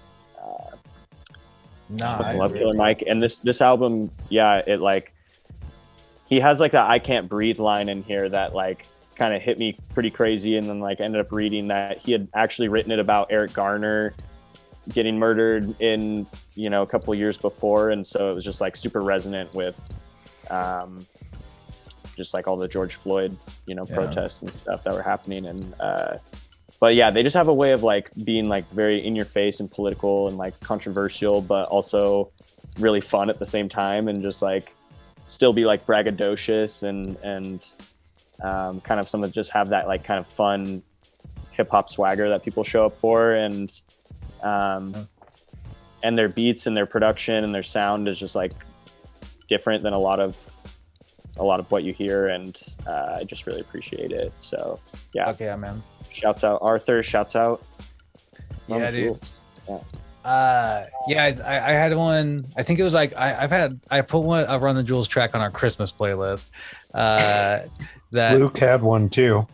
Yeah, and yeah, dude. Did like, Luke have one on his? Oh, Luke had he had two hip hop songs. One was a Big Boy track, and one was a clipping song, actually. Oh yeah. Yeah, the Big Boy track. Yeah. The Big Boy track was fucking banging too. But yeah, dude, Run the Jewels. You're absolutely right, man. I think I agree with two things. One, Killer Mike is definitely like, he deserves far more credit, I think, for his career than he's getting. But I guarantee you, in hindsight, like he'll get the credit he deserves, because like I feel like currently he is very unmatched lyrically. And even his partner in crime, LP, man, like LP hits some fucking hard notes throughout their albums too. But Killer Mike is like always stepping it up with like what he's putting in his tracks. And it's like, it's not just garbage, it's like stuff worth listening to, you know? Yeah. And Run the Jewels, dude, like they're one of my favorite fucking acts of all time. Like if I feel like I don't know what I want to listen to, like I put on Run the Jewels, I'm just like, and it just gets me fucking moving anyway. Like, yeah, I've seen them twice, and I would like to see him again at least one more time. But like this album's fucking solid. This song has some great fucking moments. like the walking in the snow hook that kind of keeps kicking in, just like keeps it moving along. I was like glad to see a fucking Run the Jewels track on here, and it just like it gives you just like a dose of energy that you need right in the like heart of this playlist, or the back end of this playlist that we're coming to. But fuck yeah, dude, good pick, man, if you ask me. Nick, what about you, man? This song was really cool, actually. I did get to explore Run the Jewels a little bit because of your Christmas song, and then I think someone else had a Run the Jewels song too. But your Christmas song did not get included on my Christmas playlist because it was not spreading cheer. It was speaking some hard fucking truths, and it was really cool. But this is the second. This is the second time I think I'll be making this comparison, but listening to Run the Jewels gives me like the same feeling like in my mind and heart as like when I'm listening to some heavy fucking ass metal. Like when I'm listening to like Veil of Maya or something, like the shit just goes too hard. Like the beat is so cool, and like the way the rhythms and their lyrics are arranged around the rhythms, it's such a really kick-ass pairing of it. I think this is one of the cooler songs on this playlist for sure. And I really do need to deep dive into this act because yeah, dude. Honestly, start with Run the Jewels 2. Run the Jewels 2, gotcha. Yeah, it's kind of like it makes sense. Sequel. Season 1's always a little iffy. Oh, dude. I mean, they're all good, but season like Run the Jewels 2. I'm not trying to cut you off. Run the Jewels 2 though is like I think it's like their fucking best album, and it gives you a vibe of like where they grow and where they come from. So. Yeah, well, I'll definitely have to check out some more because this was really cool. It was this playlist kind of jumps all over the place towards the end of it, but this was a really cool jump, so that I enjoyed it a lot. Fuck yeah, Caleb, how about you? So I don't think I've heard a single Run the Jewels song that was bad or that I didn't enjoy. Like, I mean, I have like a handful of hip hop albums from like back in the day that just like hit me at the right time, and I really love them. But they're always like the act that gets me like, oh, like why am I not listening to this? This is really good. And yeah, like it does kind of hit all those same like notes as like what I get out of metal. Like it's rhythmically interesting and like just like the syncopation that's going on between the beat and the flow and everything, but it still grooves, and that hooks you in. And then he's got some like heavy shit to tell you about, and like after he's grabbed your attention, you're getting schooled. And yeah, they're so good. I mean, I don't know why I don't listen to them more. I'm probably gonna have to remedy that. So yeah, good pick. Hell yeah, man. Jameson, how about you? I agree with Caleb. Like I've never heard a Run the Jewels song that I didn't enjoy, but it's not something I really listen to very often. And as I've said, like I usually prefer hip hop songs that have like a really smooth flow to them, and they definitely don't have that, but they're fucking awesome anyways. So agree with everyone. Have to dig a little bit deeper into Run the Jewels. Fuck yeah. Yeah, I just think I think Austin nailed it a little bit when he was talking about how like they bring just like a great blend of energy to like their presence and their stage, or like their performance, even in their studio albums. There's just like a lot of presence, I think, and it just, I don't know, it's cool that it bleeds through. But where are we at here? Oh, this takes us, I think you referenced this cat earlier too, Austin. Marcos Valle. This was a really fun coming out of Run the Jewels. I thought this was awesome. Was it Estrella? This like, I don't know what he's drinking on the cover of this fucking album. He's got a lot of drinking. He's got like 1, 2, 3, 4, 5, it's 6, a spread, 7 drinks. Dude, this And a bowl of fruit. This is such a fucking jam, man. Yeah. How'd you come to this? Yeah, so this one also is really fun. So Jake de Guzman, yeah, he had shown me this. It was a DJ duo that Elijah Wood and I'm trying to think of his friend's name. I can't remember, but he had like a friend that he was part of a DJ duo called Wooden Wisdom.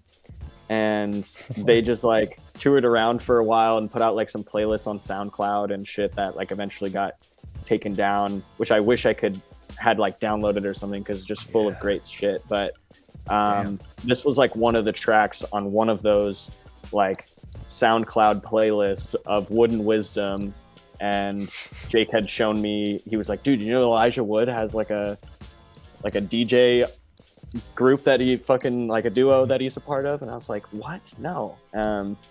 So yeah, I just like kind of stumbled into that. But I remember this track off of it, and I dug around and found it, or Shazammed it or whatever.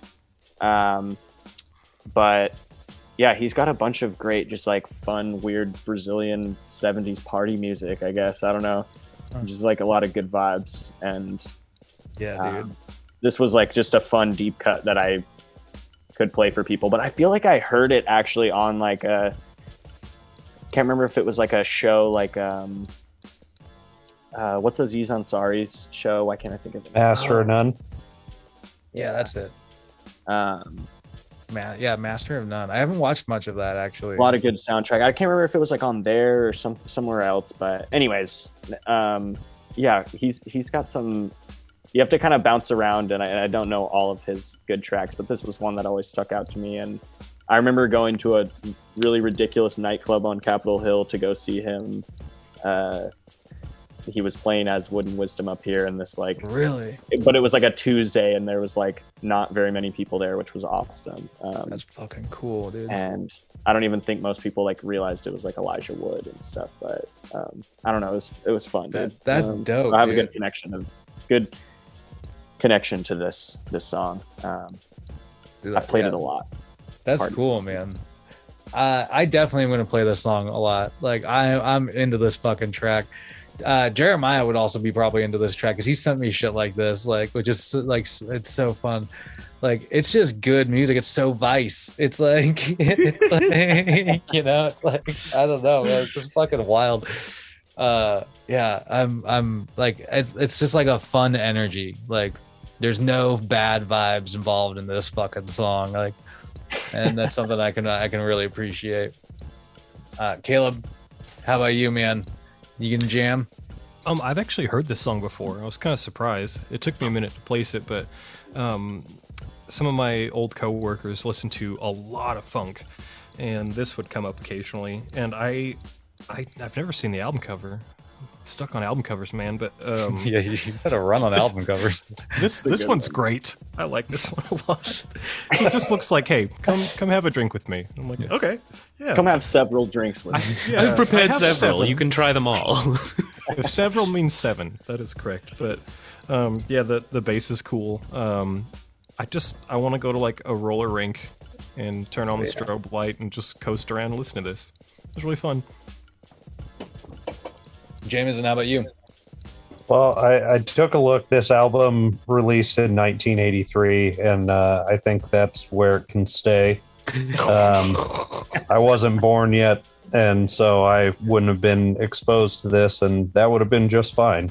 It's not interesting to me, not fun. Just no thanks.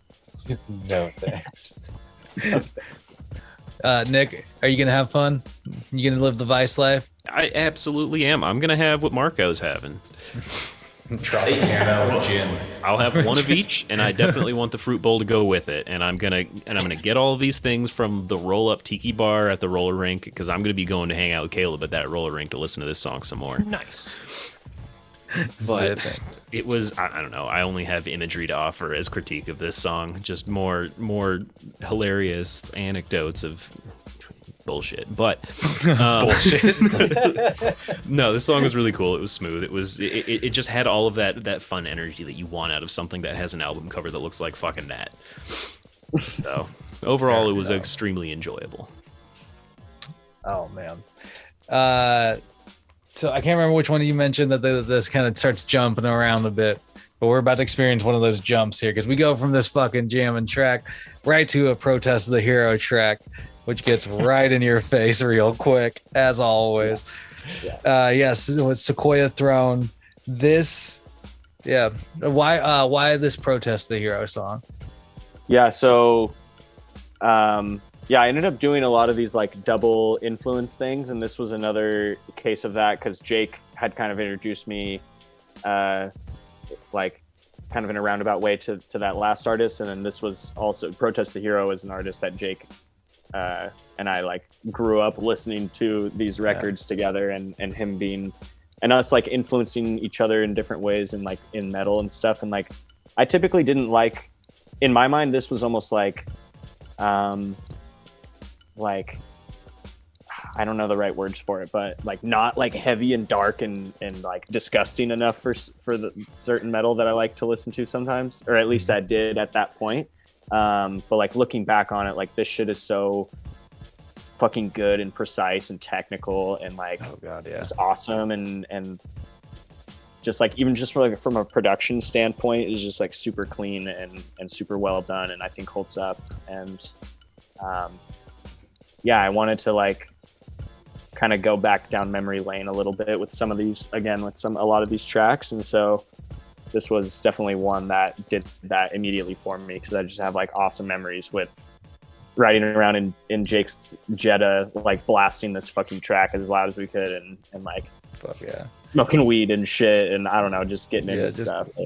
Dude, I feel that.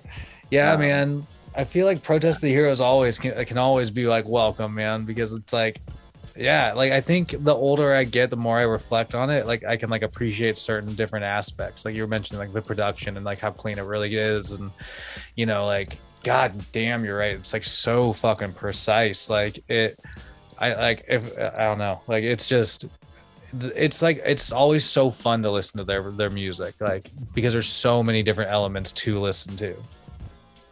So you know, I wasn't familiar with this one, and I probably want, like, I'm only like really tight with a couple out of their albums, but I would have to listen to this whole album, just, you know, because it's just like I really, for some reason, this track just sucked me right the fuck in.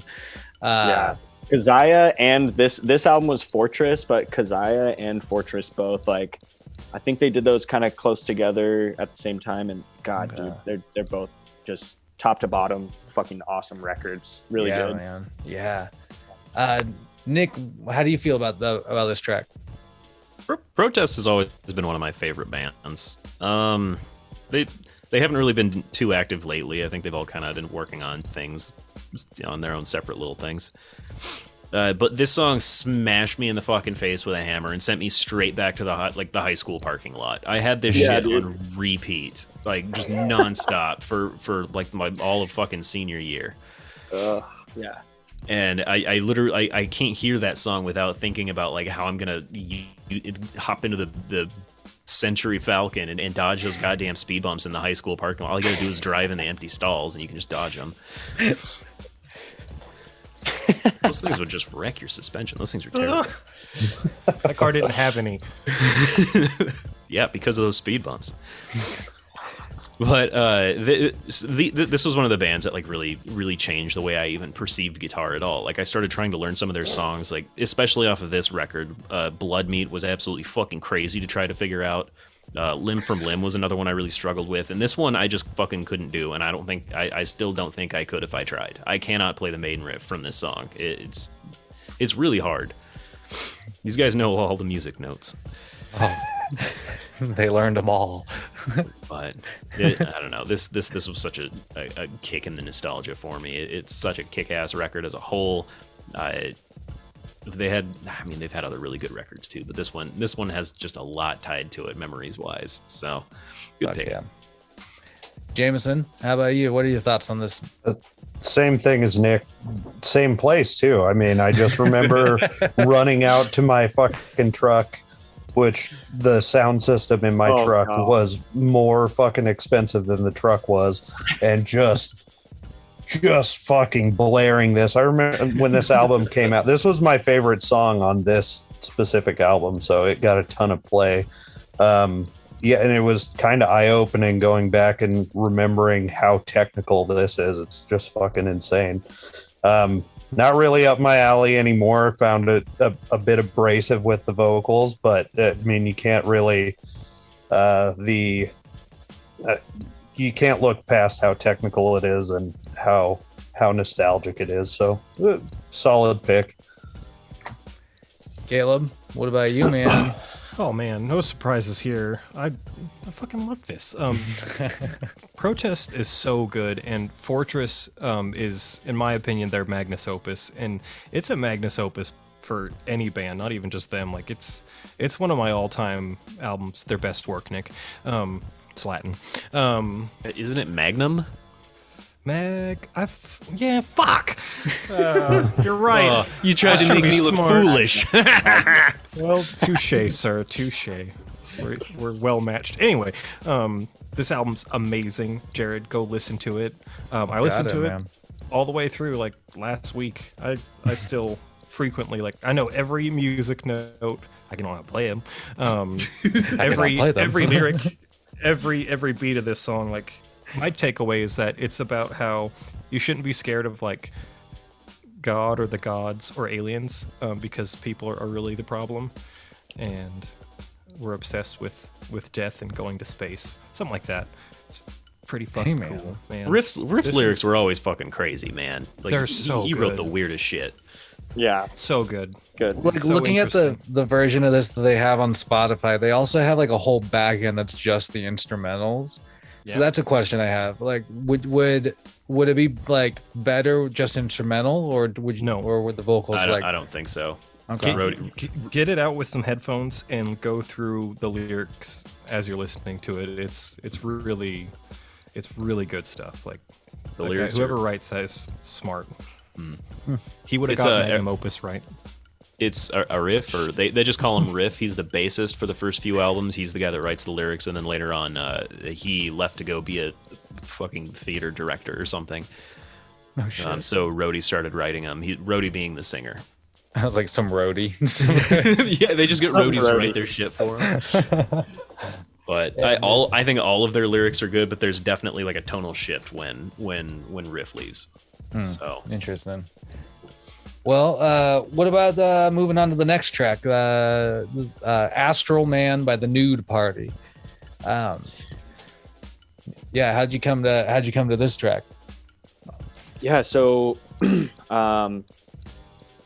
dude, so these guys, we actually played a show with them. So and we ended up hearing about them because we were with the when we were playing Bloom shows at the time. We had like got hit up by like the guy who booked for the Sunset Tavern, which is a great little spot up in Ballard. Seen a lot of good shows there. Fuck yeah, and, dude. good for like smaller bands and stuff, and just a good room. But they had just like called us on like less than like just a couple of days notice, and we're like, hey, you know, we had some people like pull out of the show, and we have this band coming up that's like from North Carolina, and like they don't have any really following up here or whatever. Like, we were just trying to sell some tickets and see if a band wanted to play and shit. It's like, all right, yeah, sure, we'll take the gig. And Fuck yeah. there was like nobody there on a Tuesday, but like these guys fucking killed it, and are a super cool group of dudes that had been literally playing for like, I think they said if I remember right, it was like their 29th day in a row that they'd been driving from like the East Coast all the way, and like playing shows every night, and just like paying their way out here. And they ended up like, that was like years ago, but that was like a couple of years before this album came out. But yeah, they were just the nicest dudes, and they really wanted to like hang out. And like, it's my biggest not my biggest regret probably, but it's a regret of mine that we didn't like go hang out and make more of a connection and stuff. But they were super nice dudes, and we like pointed them in the right direction, like, oh, go up to Cap Hill, go to these couple of places. And Fuck yeah. yeah, just a lot of fun with their kind of like Southern rock, psych rock kind of cross blending that they do. It's got an awesome sound to it. Like, well, that's cool, man. Like that you got a chance to play a fucking gig with them. I definitely like the way you described like Tuesday empty room, but like, you know, jamming anyway. Me and Jeremiah played so many fucking shows like that, where it was like you first, because we had a bass player who would like book mad, like he had nothing to do, so he just booked shows all the fucking time. And so we'd be like Wednesday, like some fucking random bar in Seattle, and we'd just be like playing to like a couple like regular drunks and like whoever walked in, and you're just like, I don't know, man, we're just like, I don't know, fucking playing a set in a different space. It's fun either way. But that'd be cool. Like I bet it'd be fun to just like kind of like jam with these cats, or like see them play. But this has a great psych feel. Like it really, I don't know, it's droney at parts. Like it's got that I don't know. I just fucking like this. I had no idea. I have never heard of them before, so this is kind of like a new discovery for me. Yeah, I wanted to shout them out because we played a show with them, and they actually kind of blew up a little bit. Like I think they got featured in like a Rolling Stone list of like 100 small rock bands or country bands or something. They may have made it into like a country bands list or something. Interesting. Because they kind of, I guess, border onto that kind of genre. And new country's all over the place. Yeah, one of these dudes definitely has a Telecaster. Oh yeah, dude. Yeah, you should watch them play, like do a live set.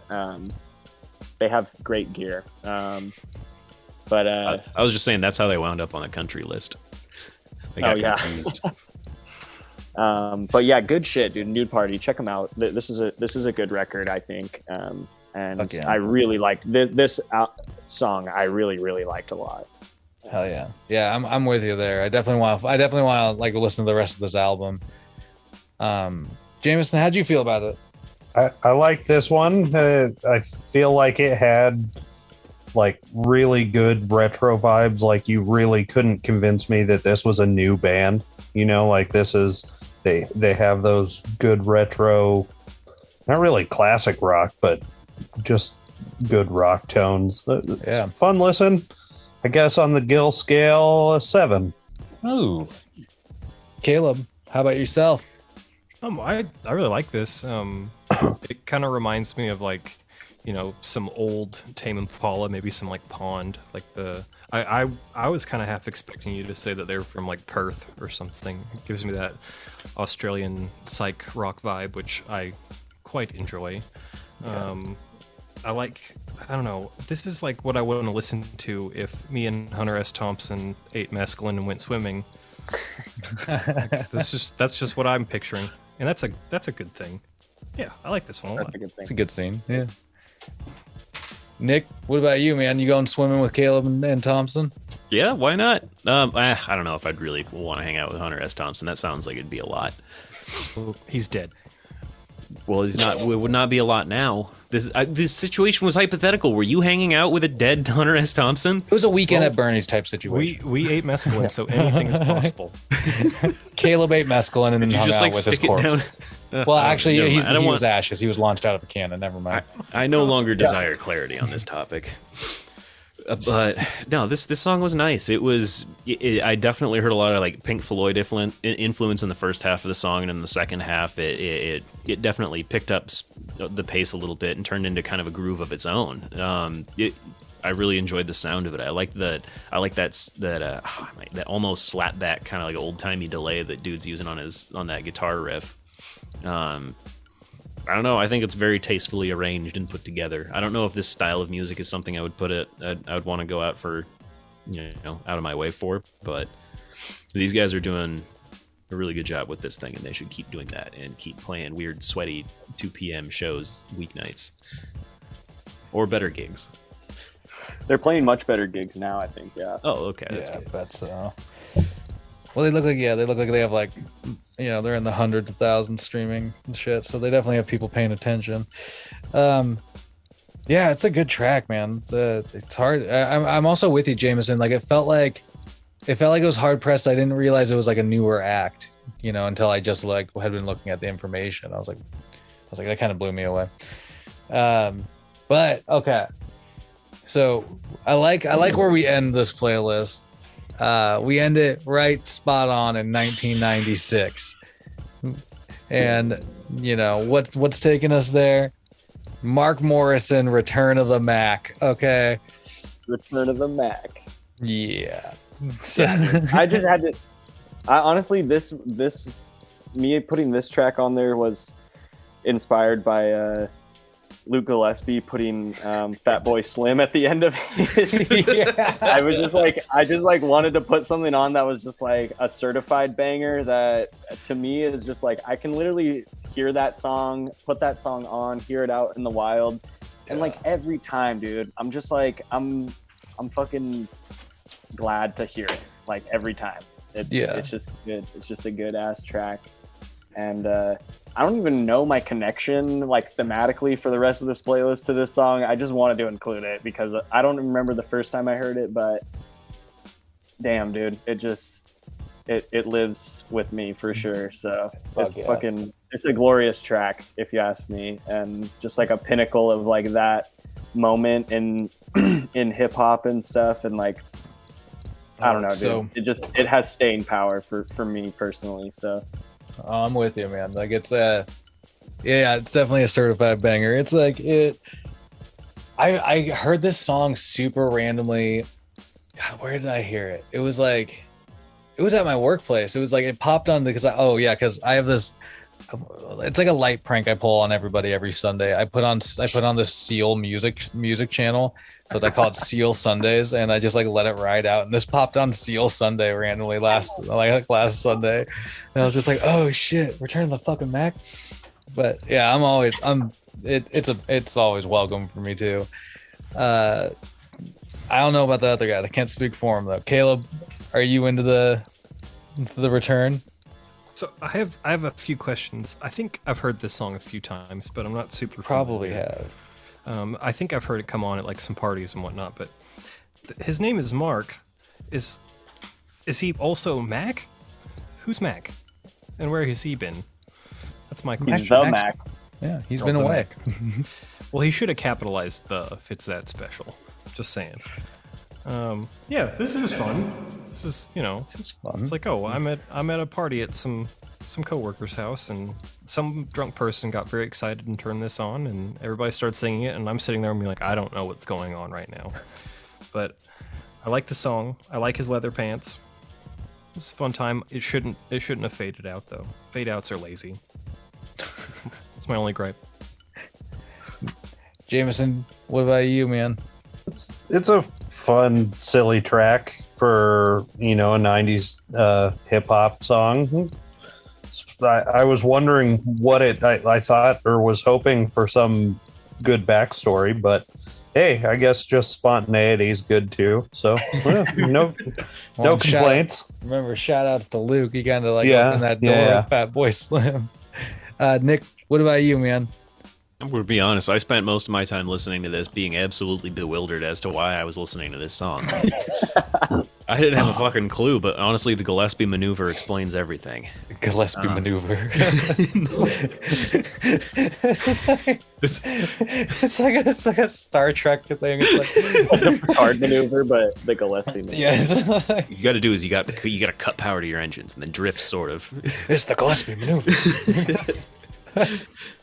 It was fun though. I mean, I honestly wasn't aware that this was a song outside of being like a meme on the internet or like something that got put in funny YouTube videos or maybe a McDonald's commercial. It was a very strange thing to listen to. I can't say it was bad. It was what it was. I don't know. Yeah, this one didn't have like a special emotional connection other than just like. Just fucking this around. was just a song that would come on and at like I don't know, at like parties or something, and I was always about it. Just something about the Mac, man. The Mac, dude. The Mac is back, dude. The Mac is back. You put this on when you're winning at beer pong. Yeah. If they haven't used the this in a Return of the McDonald's Mac commercial, Nick, they should have hired you to write that commercial. Dude, that's what I was saying. I was like, they really need to capitalize on that. We're ideas guys here. Exactly. We're just waiting for people to poach them. All right. Well, this takes us to the tops and bottoms, and this includes you, Austin. If you have to cut one, which one would it be? And if which one's your favorite? If you had to pick an absolute favorite. Yeah, I think I think for bottom,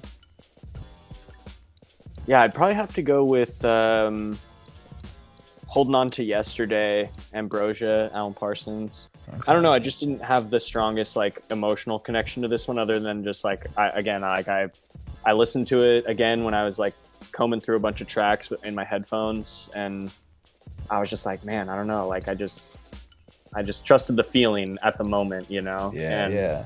But again, like, yeah, just didn't have like the strongest like emotional connection to this song or whatever. And I guess for top, man, it's tough. Fuck, dude. I'd probably, honestly, on this list, like just looking back through it, maybe have to go with "I'm the Black Gold of the Sun," dude. I don't know. It was just like that one. That's just like a powerful track to me for some reason. I don't know why, but I guess just looking back through this, but this is just like a smattering of a lot of different stuff that I'd listened to kind of over the years that I thought I'd throw together for judgment. Yeah. For judgment. Well, somebody's got to pass more judgment. Nick, do you have your tops and bottoms? Yeah, I think I got some tops and bottoms here. What you got? Yeah, I can get into it. The tops were pretty easy for me, actually. I had an absolute, like, it's for sure for me that Nils Fromm is going to take the top spot on that. Eat a butt, Nils. I'm stealing your shit. I'm sampling your sounds. With a pretty close second being Cassiopeia. And as for bottoms, like, none of these songs are bad. Some of them really irritated me. I am gonna have to say that Alan Parsons can go right to the absolute bottom, and I'm gonna place Dr. Octagon on academic probation for making me so fucking uncomfortable. Academic probation. Fair enough. Jameson, do you have your tops and bottoms? Yeah, I'll agree with Nick. It wasn't my absolute bottom, but Dr. Octagon is definitely on probation. But I think definitely for me, the bottom is going to be that Kaput song by Destroyer. I did not enjoy that one. Top of the list is going to be that Erasmo Carlos song. I don't know how to say the title, but that song is fucking slick. Yeah, man. Oh, that's a good pick. Caleb, how about you? Oh man, a little tricky. Obviously, I'm gonna be tempted to pick Sequoia Throne, but that's too easy, you know. Duh. Metalhead likes the metal song, but I think actually I'm gonna give top to Run the Jewels. Like, I haven't heard that one before, but you know, it's like I said, never heard a bad song from them, and every time I listen to it, I'm like, I need to listen to Run the Jewels. So I'm gonna try and do that now. Okay, bottom. If you learned anything, listen to Run the Jewels. It's not like, yeah, there's not like a bad song. Everything's well done, but Mikey Franks really pissed me off. And he also, I forgot to mention, there was a fade out in that song too, and that just threw me over the edge. But I have to give an honorable mention to Toro Imoy for that horrifying album art. The song's really cool, but dude, It's not even that bad. it's bad. It is that bad. You guys are tripping. All in all, like, I really enjoyed this playlist. It was cool to get to, like, oh, I wonder what Austin's been up to. What's he been listening to? And I was pleased. Yeah, man. No beef, not my favorite. No, I'm glad, dude. I'm glad for the honest opinions, honestly. Like, yeah, I appreciate it. Yeah, I think, like I said, I feel sometimes surrounded in a bubble of, you know, people who are into the same shit, and so it's good to kind of like get the honest comparison and shit, and yeah, I like it. Yeah, that's the truth. You know, and just I guess ending the tops and bottoms, I gotta pick like my top is definitely I gotta take that Cassiopeia track. Like that track, and like I'm really looking forward to listening to that album. Like I'm gonna listen to it tomorrow morning while I fucking open the cafe. Really looking forward to that. Yeah, bottoms, like everybody else, like the bottoms are kind of hard to fucking figure out. But I gotta be honest, I probably the one I least it was like mostly because it was a head scratcher. It was probably Nils, An Aborted Beginning. Like just because like I was just like, what's going on right now? What's happening right now? Like, I was like lost in that. But but like conceptually, I am like intrigued by that project overall, though. Like now that it's been kind of described to me, so like that's kind of interesting. But yeah, it was like I really like this opened me up to a lot of cool stuff. I really appreciate you sharing, like because yeah, I mean. Like I don't know, there's just a lot to pick through here, so it'll be keeping me occupied. There's a handful of playlists that we've had that I have been keep going back to, and yeah, I'll probably be like jamming this one for a while in the future, man. But, yeah, dude, I appreciate it. Yeah, like I said, I'm just stoked the stuff you guys been doing here. So if you guys need another guest judge or something, sit on the panel, sit on the council sometime. Then I was just gonna say, man, the door is always open. That'd be great. We'll because like, as we were talking about, Master Gil might be popping in and out a little less frequently for a little bit, and so it'd be awesome to have like some voices popping in and filling in the space. So if you're willing, we'll definitely be taking you up on it. Yeah, definitely. Yeah, you should hit me up. I'd be down. All right. Yeah, this has been a lot of fun. Hell yeah. Well, again, thank you for sharing this fucking shit. And, I really appreciate you doing this and hopping on. Council appreciates it. I'm going to be posting the link to this playlist like on our Instagram so people can like check it out if they want. Cool. But somebody's got to say it. We always have to end the podcast, and Master Gil's not here. So who's going to do it? Keep your stick on the ice. Keep your goddamn stick on the ice. Your corn dogs freshly fried. Ooh, there it is.